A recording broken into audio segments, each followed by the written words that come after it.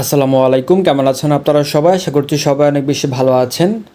কাল অর্থাৎ বৃহস্পতিবার সারা দেশে কমপ্লিট শাট ডাউনের ঘোষণা কোটা আন্দোলনকারীদের। এ সম্পর্কিত একটি নিউজ প্রকাশিত হয়েছে। নিউজের বিস্তারিত অংশটি দেখবো, তবে তার আগে একটা রিকোয়েস্ট, আপনারা যারা এখনও আমার এই চ্যানেলটি সাবস্ক্রাইব করেননি, এ সম্পর্কিত পরবর্তী আপডেট ভিডিওগুলো সবার আগে পেতে চ্যানেলটি সাবস্ক্রাইব করে রাখুন। চলে যাচ্ছি ভিডিওর বিস্তারিত অংশে।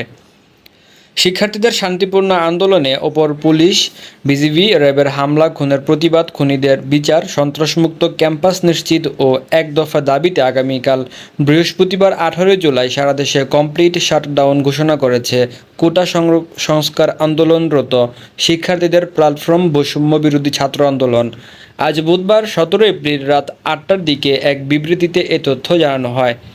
এতে বলা হয়, এই কর্মসূচি সারা দেশে শুধুমাত্র হাসপাতাল ও জরুরি সেবা ব্যতীত কোনো প্রতিষ্ঠানের দরজা খুলবে না এবং অ্যাম্বুলেন্স ব্যতীত সড়কে কোনো গাড়ি চলবে না।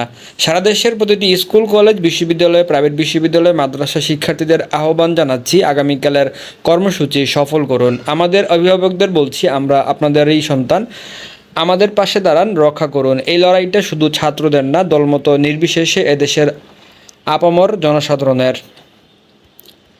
এর আগে জাতির উদ্দেশ্যে এক ভাষণে চলমান পরিস্থিতিতে জাতির উদ্দেশ্যে ভাষণে সরকারি চাকরিতে কোটা সংস্কারের ইস্যুতে প্রধানমন্ত্রী শেখ হাসিনা সর্বোচ্চ আদালতের রায় আসা না পর্যন্ত শিক্ষার্থীদের ধৈর্য ধরার আহ্বান জানিয়েছেন। তিনি বলেছেন, আশা করি তারা উচ্চ আদালতে ন্যায় বিচার পাবে, তাদের হতাশ হওয়ার কারণ নেই। এ সময় শিক্ষার্থী হত্যাকাণ্ডের ঘটনার বিচার বিভাগীয় তদন্ত হবে বলেও জানান তিনি। আগামীকাল বৃহস্পতিবার শাটডাউন ডাকা হয়েছে।